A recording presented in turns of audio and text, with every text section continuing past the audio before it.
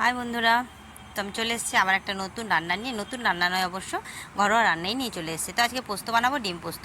পোস্তটা সাধারণত মধ্যবিত্ত পরিমাণে খাওয়া হয়ে ওঠে না, ইচ্ছে থাকলেও। তো আমার তো পক্ষে সম্ভব হয়ে ওঠে না, পোস্ত খাবো খাবো বললেও ইচ্ছে থাকলেও হয় না। তো আজকে বানাচ্ছি এই কারণে, মেয়ে বললো ডিম ডিম পোস্ত বলেনি, মেয়ে বলেছে যাই হোক একটা রান্না করে নিয়ে যেতে। ওর পোস্তটা প্রচণ্ড প্রিয়, ওই কারণে আমি ডিম পোস্তই বানিয়ে নিয়ে যাবো আজকে ওর জন্য। তো দেখো 3টে ডিম নিয়েছি আমি, যে পরিমাণ আলু নিয়েছি তাতে 3টে ডিমই সাফিসিয়েন্ট। তোমরা যদি আরও বেশি নিতে চাও তো নিতে পারো। এখানে 3টে ডিম নুন আর হলুদ দিয়ে ভালো করে মিক্সড করে ভেজে নেবো, ভেজে টুকরো টুকরো করে তুলে নেবো। এখানে একটু যদি ডিমের সময় ডিম গোলার সময় যদি লঙ্কা গুঁড়ো ব্যবহার করতে চাও তো দিতে পারো, আমি লঙ্কা গুঁড়ো দিইনি। ভালো করে ভেজে নেবো। এখানে কিন্তু তেল বেশি দেবো না, সর্ষে তেলটা বেশি দেওয়ার কোনো প্রয়োজন নেই, অল্প দিলেই ডিমটা উঠে যাবে, ভাজা হয়ে যাবে। তো ডিমটাকে ভেজে আমি তুলে রেখেছি। এরপরে কড়ার মধ্যে সর্ষের তেল দিয়ে দেবো। সর্ষের তেলটা একটু কিন্তু পরিমাণ মতো দিতে হবে।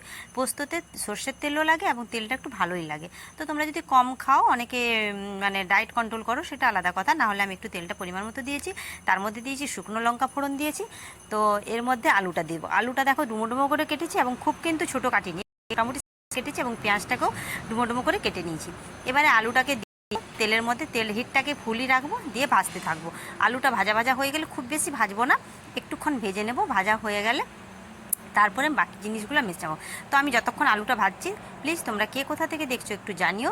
আর যদি ভিডিওটা ভালো লাগে তো একটা লাইক করো, কমেন্ট করো, একটু শেয়ার করে দিও। ফেসবুক থেকে যদি দেখে থাকো পেজটাকে ফলো করো, ইউটিউব থেকে দেখলে চ্যানেলটাকে সাবস্ক্রাইব করে নিও। তো চলো আমি রান্নায় ফিরে যাই। রান্নাটা এবারে আলুটা যখন ভাজা হয়ে গেল, এর মধ্যে আমি কিছু গোটা পোস্ত মিশিয়ে দেবো। তো মধ্যবিত্ত পরিমাণ পোস্তটা আমি 50 গ্রাম পোস্ত নিয়েছি, 50 গ্রাম পোস্তও কিন্তু আমি একটু রেখে দিয়েছি এই কারণে যে আরেকবার হবে, এই কারণে পুরো পোস্তটা দিলে হতো, আমি পুরো পোস্তটা এখানে ব্যবহার করিনি, এই জন্য একটু গোটা পোস্ত এখানে ছড়িয়ে দিলাম। তো আমি যদি সর্ষে তেলের উপর গরম তেলের উপর পোস্তটা দিতাম তাহলে পোস্তটা পুরো কালো হয়ে যেত। ওই কারণে আলুটা ভাজার পর আমি এখানে পোস্তটা ব্যবহার করলাম। আলুটা যখন ভাজা হয়ে গেল, এর মধ্যে পেঁয়াজ আর টমেটো দিলাম। টমেটো আমি এখানে গোটা একটা বড় টমেটো ব্যবহার করেছি। তোমরা যদি চাও তাহলে এখানে একটার জায়গায় 2টো টমেটোও ব্যবহার করতে পারো। আমি এখানে বড় সাইজের একটা ব্যবহার করেছি।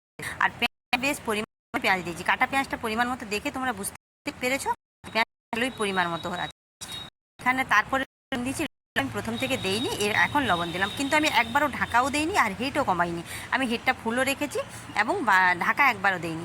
এবারে ভাজতে থাকলাম, ভাজা হয়ে গেল। এর মধ্যে একটু জিরে আর আদা, 1 ইঞ্চি আদা আর হাফ চামচ মতো জিরে একবারে ভালো করে বেটে তার মধ্যে দিয়ে দিলাম। দিয়ে এবারে আবার নাড়তে থাকলাম। ভাজা ভাজা হয়ে গেলে এর মধ্যে আমি হলুদ দিলাম, হলুদ আর একটু লঙ্কা গুঁড়ো। হলুদটা অপশনাল, কারণ পোস্ততে অনেকে হলুদটা খায় না। আমার শ্বশুরবাড়িতে হলুদটা খায়, সাদা সাদা জিনিস পছন্দ করে না, এই কারণে আমি হলুদটা দিয়েছি। তোমাদের যদি পছন্দ না হয় হলুদটা এখানে স্কিপ করতে পারো।